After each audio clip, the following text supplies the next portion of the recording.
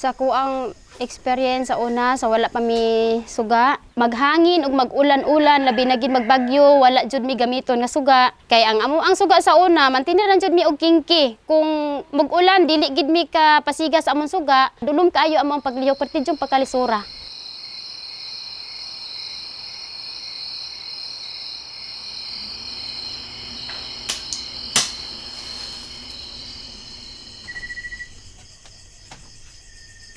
Nak, nagdoon ka nak, ari suga nak kay dulom kaayo ka.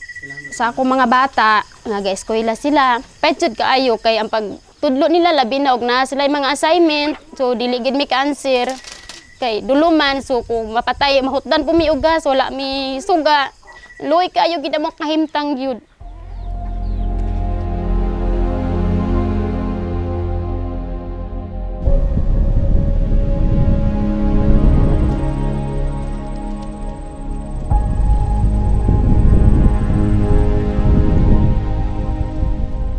Ang Barangay Bago, mao ni siya ang pinakakatapusan nga barangay diri sa Don Salvador, Benedicto. Halos tanan diri mag-uuma. Naata sa 80% nga nagtanom tanan tao diri og pinya. Kabudlayan lang sa pag-transport nato dito tungod kay kung mag-ulan, siyempre di kasulod ang motor, bisan nato mga vehicle, lakat na lang. Lakat na lang siya.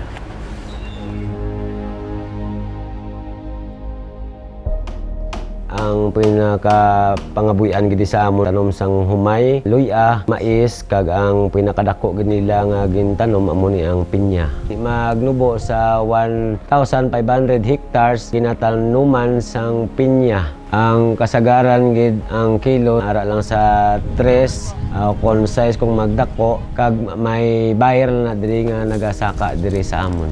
Kaisa lang kami na di mag-harvest ang pinya within 14 months. Siyempre, hindi gid na iya kain sakto sa amon pero kahit wala naman kami choice, di amon ang gani nagapasalamat kami nga may nag-abot sinedi nga project kay amon ang dako nga dugang nga bulig man sa amon.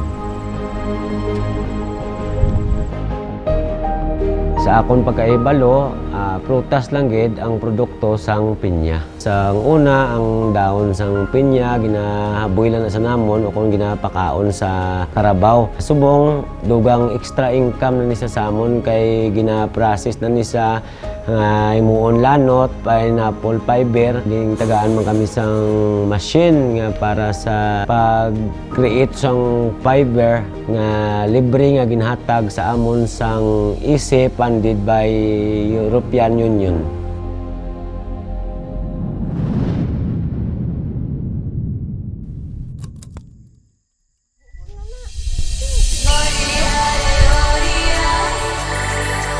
What it does is it gets solar energy and then stores it in the battery, convert it to alternating current, and then drive the motor. This decorticating machine is designed to scrape the fibers to produce top quality pineapple fibers that are suited for export.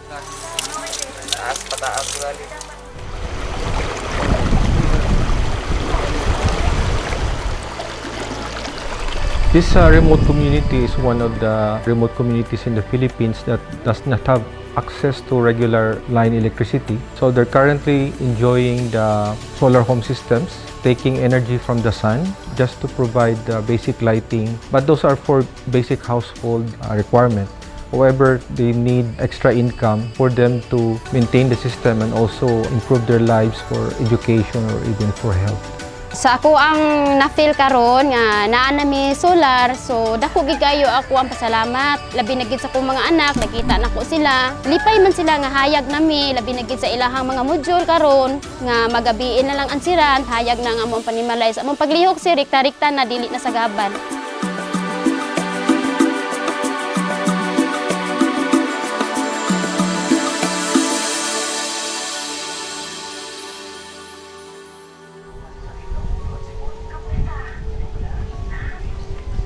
Sa una nga gaburos ko, sa akong una nga bata ug sa ikaduha, Kung kinahanglan mig pa-check up, for example, kasakit imong tiyan, kung gaulan, kay lisod man among dalan, gabaklay mi, padung dire mga 2 ka oras, hangtod 3 ka oras, makaabot mi sa highway, budlay pa kay dako pa kag tiyan, nya masig paglakat nga gabi na danlog pa ang dalan.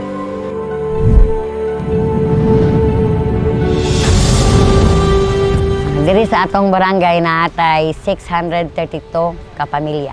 Ang dadawat na mo sa asit mo ng vaccine refrigerator. Anindot gid kay na kay ngano og mag-burn out, ang mga bulong dili gid siya maunsa kay solar mo na siya. Dako kay kalahian. It is using direct sunlight to run the compressors. It can hold up to 143 hours of storage even without power. The refrigerator capacity has capable of storing 37 liters of vaccine and producing 2.5 kilos of ice every day. That is to use for ice packs. Dako na siya kay katabang nako nga buntis ug sa senior citizen nga gakinahanglan sila og mga bakuna nga pang-protektar sa ang lawas. PURE stands for Productive Use of Renewable Energy and is part of our engagement with the Philippines on sustainable energy.